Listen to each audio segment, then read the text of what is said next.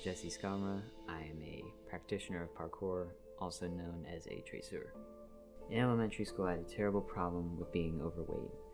I was experiencing the fallout of several asthma attacks, and I took albuterol for those asthma attacks. But what that did was it gave me a very large appetite, and having a large appetite and going to elementary school was not a very good mix for me because it made me self-conscious, and when I was self-conscious, I would eat my feelings away, which would make me more overweight and more self-conscious, and that would lower my self-confidence, and that would just totally wreck my academic career, making me very incapable of doing math because of my self-confidence. I'd have to stay in during lunch period, like during lunch and during our actual playtime, which added more to my overweightness. And so I'd be sitting there in my seat next to my math teacher, and then I'd see all the kids coming in just looking at me like, oh dude, that's terrible. And that would happen every single day, and then I'd come home and I'd have to do my math homework, and since I didn't believe that I could do it, I didn't do it. I didn't do very well, and it was just so, like, it piled up on itself with my confidence and then my math stuff, and then eating away my feelings, and then my math problems and my physical weight. It was a disaster. And so I looked into different physical activities, whether it be soccer, basketball, football, swimming, but none of them really cut it for me. Like, it wasn't a personal connection. Then I saw a YouTube video of this guy doing flips and tricks and parkour movements in a city in like a cool costume, and it was just like, wow, this looks like something I want to do. And so I looked up parkour lessons, and what came up was Parkour Horizons, and that was the real start to my journey, where I started to get self-confidence. My self-esteem got a lot better. I started losing weight, and I started doing very well in my academics. I now enjoy doing math and just all those other things. But what really came about it was just the ability to say, I can do this, and to know that if I put my mind to something, I can do it. Like, there's nothing that can stop you if you can say personally to yourself, yes, you can. You are able to do this. You are able to do this jump, this vault, or whatever it is. Because that's what parkour brought to me. And that's basically what it means to me. It's just that you can do this. Parkour is often described as being like 70% mental and only 30% physical. We are forced to work problem-solving skills. How do I get from this point to that point? And how can I do it even considering there might be something in my way? So how can I work with that obstacle and use it to create a new movement opportunity so it can achieve my goal? So we are constantly dealing with problem solving, as well as reinforcing that problem solving positively.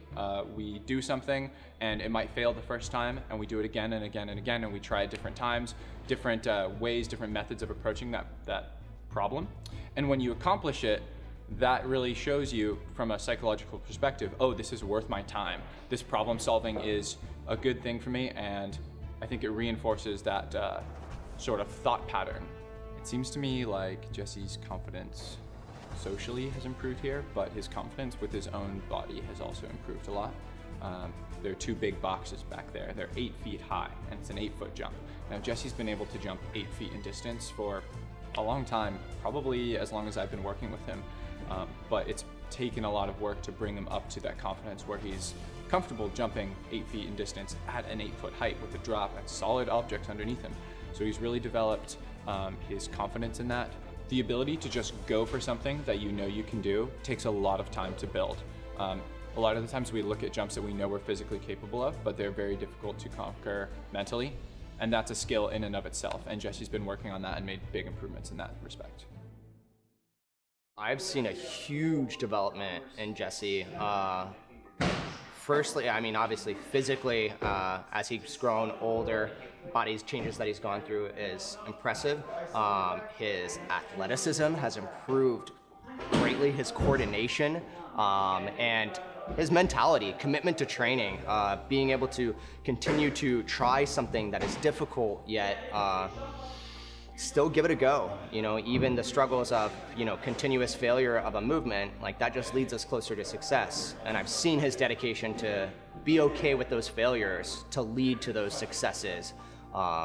And then I've seen how kind of the parkour training that he's gone through has flowed over into his personal life and a little bit, the things he shared with me and the mindset that he has towards other challenges that he's approached in his life. I see a big crossover between the mindset for training and how we take that mindset into our personal lives as well. Physically, he's had massive changes, mentally, lots of changes, and even emotionally, the way that he's like dealt with challenges and things like that, I see a lot of growth. Just watching him kind of basically just grow up, you know, become more of an adult from that childhood Jesse that we knew. There is a lot that I get from my students, especially the teens, kind of going off of that developmental stage that they're in. You know, as an adult now, I'm 31, so I'm no longer a child, no longer really an adolescent. I keep that childlike spirit fully alive inside of me, and I'm constantly accessing. But there are a lot of things that we forget as we get older about how to be kind of children, how to be playful. Parkour continues to help us develop that within ourselves, but the ability to teach kids and teens really helps to kind of keep that fresh and constant in my life. There's a lot that parkour can help many teens, and teens especially, I feel, because they're going through that weird transition period in their life where they're starting to have their own independence and try to figure out what's my direction, what's my purpose in life, what do I like, what do I want to do? And I feel like parkour does a really good job of fleshing out those questions and helping us to kind of derive the answers that we're looking for. What interests us? Why do we do the things that we do? Why are you training this movement? Why are you working these skills? What is it helping you to improve? And when you answer those questions honestly, you're really getting to the core of who you are and what you want to do with your life. Not maybe as a career, but at least what motivates you, what pushes you forward. And parkour definitely has that ability to inspire that in you and kind of cultivate that in yourself. If you believe in yourself and what you're capable of doing, you're going to be able to push yourself a lot more to overcome those challenges, to move forward, and be willing to approach new challenges and be okay with the failure that's involved. You know, failure is honestly just the stepping stones towards success. And if you're able to push yourself through those hard times, you're going to come out a lot stronger. And I've seen the teens who've come into parkour and really focus on the aspect of dedication to training and working hard are the ones who come away more confident, more capable, and just more well-rounded. Practicing parkour isn't about all the flashy flips or cool tricks or whatnot. It's about practicing discipline over and over and over again. It's about the nitty-gritty details of doing something repeatedly over a long period of time and mastery of those movements whenever you finally get them down. But the thing is, it takes time, and it takes a lot of time. To be able to do the same thing takes a lot of patience as well, because you're not going to be able to do everything the first time. But the thing is, if you're very committed, then you'll be able to say, all right, I'm going to do this. It might take me time. It's going to take me energy. But I will do this, and I will do it well.